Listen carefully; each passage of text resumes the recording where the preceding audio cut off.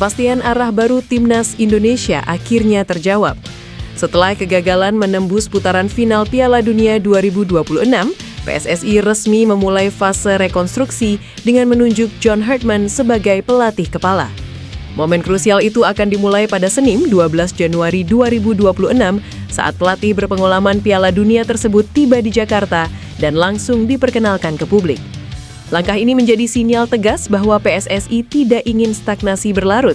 Dengan kalender internasional yang padat sepanjang 2026, Hartman dituntut memberi dampak cepat sejak hari pertama. Hartman disebut telah mempelajari kultur sepak bola Indonesia sebelum menerima tawaran PSSI. Ini menjadi poin penting, mengingat banyak pelatih asing sebelumnya kesulitan beradaptasi dengan dinamika lokal, mulai dari kompetisi domestik hingga tekanan publik. Pendekatan ini diharapkan membuat Hartman tak mengulang kesalahan pendahulunya, lambat membaca karakter pemain dan atmosfer kompetisi nasional. PSSI memasang syarat tegas, Hartman wajib tinggal di Indonesia selama masa kontrak. Selain itu, Hartman diminta melibatkan pelatih lokal dalam struktur timnas. Kebijakan ini tak lepas dari keberhasilan Nova Arianto yang baru saja membawa timnas U17 Indonesia lolos ke Piala Dunia U17 2025. Nilai pasar Jay Itzes melonjak tajam di tengah performa solidnya bersama Sassuolo pada Liga Italia 2025-2026. Bek timnas Indonesia itu kini menyandang status pemain termahal Asia Tenggara, namun memilih merespons pencapaian tersebut dengan sikap rendah hati. Jay Itzes menjadi sosok sentral di lini belakang Sassuolo sejak direkrut pada awal musim.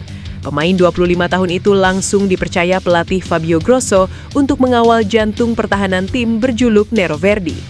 Seiring berjalannya kompetisi, Itzes hampir tak tergantikan. Konsistensinya menjaga lini belakang membuat Sassuolo tampil lebih stabil dan menjadikannya salah satu aset paling berharga klub. Lonjakan performa tersebut berdampak langsung pada nilai pasar sang pemain. Berdasarkan data Transfermarkt, nilai pasar Jay Itzes kini mencapai 10 juta euro atau sekitar 196 miliar rupiah, sekaligus menempatkannya sebagai pemain dengan nilai tertinggi di Asia Tenggara. Meski mencatatkan angka fantastis, Itzes menegaskan fokus utamanya tetap berada di atas lapangan.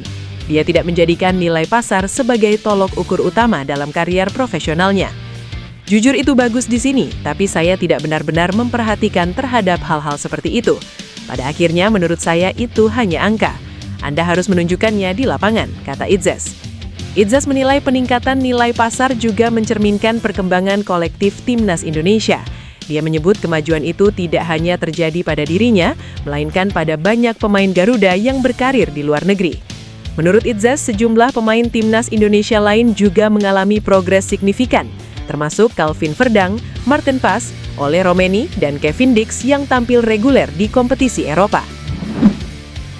Mantan pelatih kepala tim nasional Indonesia, Patrick Kluivert, diketahui melakukan pertemuan dengan salah satu pemain keturunan yang berkarir di Liga Inggris, yakni Pascal Struijk. Pertemuan ini menandai langkah awal dalam proses pendekatan untuk menaturalisasi bek tangguh milik Leeds United tersebut. Struijk merupakan pemain berdarah Indonesia yang saat ini masih aktif membela klub asal Inggris dan dikenal memiliki kualitas permainan di atas rata-rata. Jika proses naturalisasi berjalan lancar dan Struijk resmi bergabung dengan skuad Garuda, maka ia disebut-sebut akan menjadi pemain termahal yang pernah membela timnas Indonesia. Nama Pascal Struijk memang telah lama masuk dalam radar PSSI sejak era pelatih sebelumnya. Langkah ini dinilai sebagai bagian dari upaya serius federasi dalam membentuk timnas yang lebih kompetitif di level Asia dan internasional. Jika Struijk benar-benar dinaturalisasi dan bergabung dengan timnas, maka ia tidak hanya memperkuat lini belakang skuad Garuda, tetapi juga menambah nilai pasar tim secara keseluruhan. Dengan nilai pasar yang diperkirakan mencapai jutaan euro, Struijk dapat memberikan dampak signifikan dari segi kualitas permainan maupun daya tarik internasional timnas Indonesia. Penunjukan John Hartman sebagai nahkoda baru timnas Indonesia membawa angin segar bagi perkembangan sepak bola tanah air. Meski demikian, terdapat kepastian bahwa sosok Nova Arianto tidak akan terlibat dalam staf kepelatihan pelatih asal Inggris tersebut. PSSI secara resmi telah mengumumkan kedatangan John Hartman sebagai pelatih utama sejak hari Sabtu tanggal 3 Januari 2026. Langkah ini diambil federasi untuk meningkatkan level kompetisi internasional yang akan dihadapi oleh tim nasional senior nantinya. Keputusan mengenai absennya Nova Arianto didasari oleh peran krusial yang saat ini ia pegang secara mandiri. Nova Arianto kini diberikan mandat penuh untuk memimpin perjalanan prestasi Timnas Indonesia kategori usia di bawah 20 tahun. Federasi menilai beban kerja sebagai pelatih kepala sudah sangat menyita waktu serta konsentrasi mantan pemain Persib tersebut. Agenda internasional yang sangat padat bagi skuad U20 menjadi alasan utama mengapa ia harus menetap di posisinya. Keputusan ini juga bertujuan agar stabilitas performa tim muda Indonesia tetap terjaga tanpa adanya gangguan jadwal asisten. Ditunjuknya John Herdman sebagai pelatih baru Timnas Indonesia menandai awal baru dari era kepelatihan baru di skuad Garuda. Melansir dari laman resmi PSSI, John Herdman resmi ditunjuk sebagai pelatih baru Timnas Indonesia Senior dan juga Timnas Indonesia U23. Ditunjuknya pelatih asal Inggris tersebut juga menjadi tonggak sejarah penting dalam pesepak bolaan Indonesia.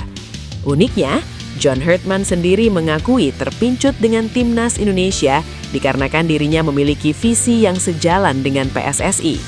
Oleh karena itu, dirinya juga tak hanya menerima tawaran melatih Timnas Indonesia Senior saja, tetapi dirinya juga menerima tawaran melatih Timnas Indonesia U23 sebagai bagian dari rencana jangka panjang PSSI dalam pengembangan para pemain muda. Lebih lanjut lagi, John Herdman juga menyebut jika proyek pengembangan Timnas Indonesia yang bertumpu kepada para pemain naturalisasi keturunan juga turut menarik perhatian darinya. John Herdman menyebut jika proyek naturalisasi yang dilakukan oleh PSSI memunculkan gairah tersendiri baginya. Oleh karena itu, dirinya memilih menerima tawaran melatih Timnas Indonesia. Pernyataan yang diberikan oleh John Herdman memang cukup ada benarnya. Timnas Indonesia sejak dalam beberapa tahun terakhir memang cukup gencar melakukan proses naturalisasi guna mendongkrak prestasi yang dalam beberapa tahun ini memang memiliki peningkatan signifikan. Kemungkinan besar proyek naturalisasi pemain keturunan tersebut akan kembali dilakukan di masa kepelatihan John Herdman.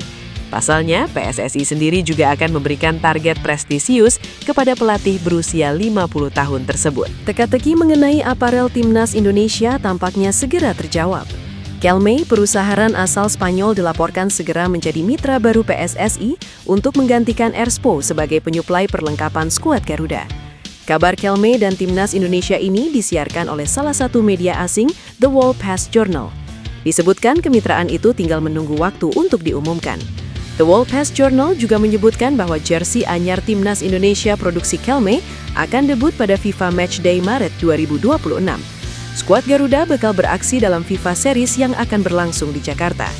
Jika benar demikian, maka pergantian aparel ini jadi babak baru Timnas Indonesia.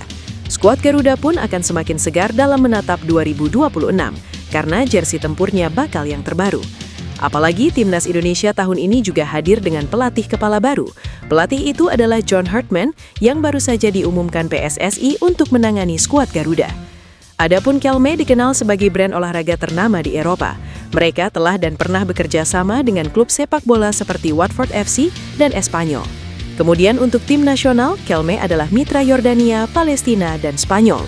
Di Indonesia, Kelme juga sudah mulai dikenal, sebab aparel itu jadi mitra klub ternama Persib Bandung yang merupakan juara Liga 1 Indonesia musim 2023-2024 dan 2024-2025. Gol di babak adu penalti membuat Ole Romeni membawa Oxford United menang di Piala FA musim ini.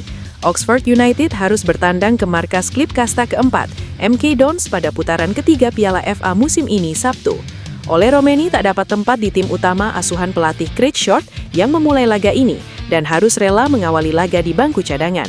Ole Romeni baru masuk ke lapangan pada menit ke-66 menggantikan Siriki Dembele saat laga imbang 1-1. Skor kemudian tak berubah sampai akhir laga 90 menit dan pertandingan dilanjutkan dengan babak tambahan waktu.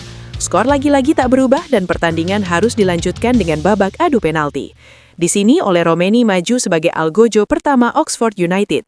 Ia berhasil menaklukkan kiper Craig McGillivray dan jadi bagian dari tim yang menang adu penalti 4-3.